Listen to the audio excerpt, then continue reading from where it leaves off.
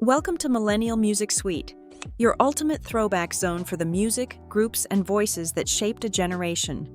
If you ever made a mixtape, wrote BSB lyrics on your school binder, or debated which boy band ruled the world, this channel's for you. Today we're diving deep into a story that's emotional, inspiring, and a little mysterious. What really happened to Brian Littrell's voice? My fire, the one desire, believe. Brian Littrell is more than just one-fifth of the Backstreet Boys. Born in Lexington, Kentucky in 1975, Brian was raised in a religious household and actually considered becoming a minister. He started singing in church, and it wasn't long before his pure tenor voice stood out. In 1993, his cousin Kevin Richardson called him with an opportunity that would change his life forever, to join a rising boy band out of Orlando.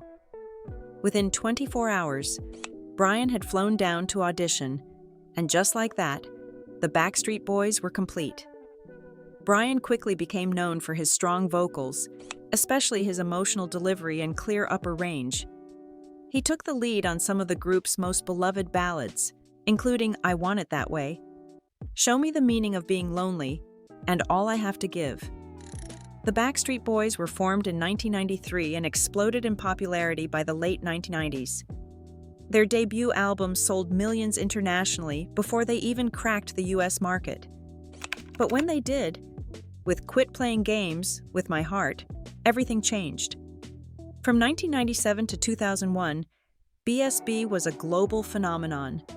Stadium tours, diamond-selling albums, non-stop media appearances, they were everywhere. Brian's voice became a defining element of their signature harmony-driven sound. He was the heart of the group, especially when it came to ballads. His voice had clarity, warmth, and control that helped give the band mainstream credibility. What many fans don't know is that Brian's health journey began long before his vocal struggles.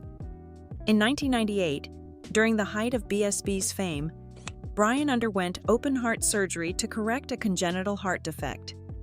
He had been born with a condition called a hole in the heart, specifically a ventricular septal defect. The surgery was successful, and he was back performing within weeks. But it was a reminder that even at the peak of pop stardom, real-life health issues were never far away. In the years following their comeback in the mid-2000s, something started to shift. Fans attending live shows began to notice that Brian's vocals weren't as consistent as they used to be. He struggled to hit high notes, his tone sounded strained, and he often looked uncomfortable during solos. For a while, there was no official explanation. Online, fans speculated, was it age, vocal fatigue, nerves? It wasn't until 2008 that Brian revealed he had been diagnosed with a condition called vocal tension dysphonia, a disorder that affects how the vocal cords function due to excessive muscle tension. It makes singing, and even speaking, feel difficult, tight, and unreliable. Vocal tension. Dysphonia is what's called a functional voice disorder. It's not caused by damage or disease, but by improper use of the muscles around the vocal cords. Think of it like clenching your jaw all day. You're not injured, but you're sore, tight, and limited. For singers, especially ones with rigorous schedules and high expectations, it can be career-threatening. The voice may crack, tire quickly, or just feel like it's not cooperating. It's often linked to stress, performance anxiety, or vocal overuse. Brian's condition was likely compounded by years of intense touring, emotional pressure, and possibly even the physical effects of his earlier heart surgery and recovery. Since his diagnosis, Brian has been honest about his vocal limitations. He's continued to perform with the Backstreet Boys, often adjusting arrangements or stepping back slightly during high-intensity parts. He's worked with vocal coaches, speech pathologists, and relied heavily on warm-ups and techniques to manage his condition. The status is it's an ongoing issue. I've been dealing with it ever since. He's also leaned into his faith, something that's guided him throughout his life. While he may not sound exactly like he did in 1999, fans admire his perseverance and transparency. His presence on stage remains powerful, not because of vocal perfection, but because of authenticity. One of the most heartwarming parts of this story is how fans have responded. Sure, some noticed the change, but most stood by Brian. In fact, many say they feel even more connected to him now. The vulnerability of singing through a condition like this in front of thousands is something people respect deeply. It makes him human.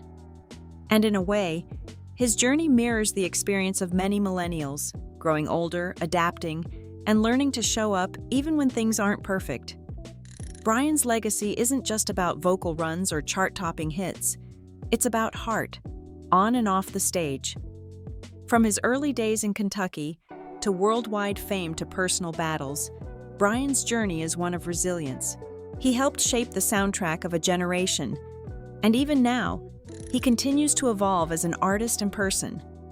His voice may have changed, but his impact hasn't.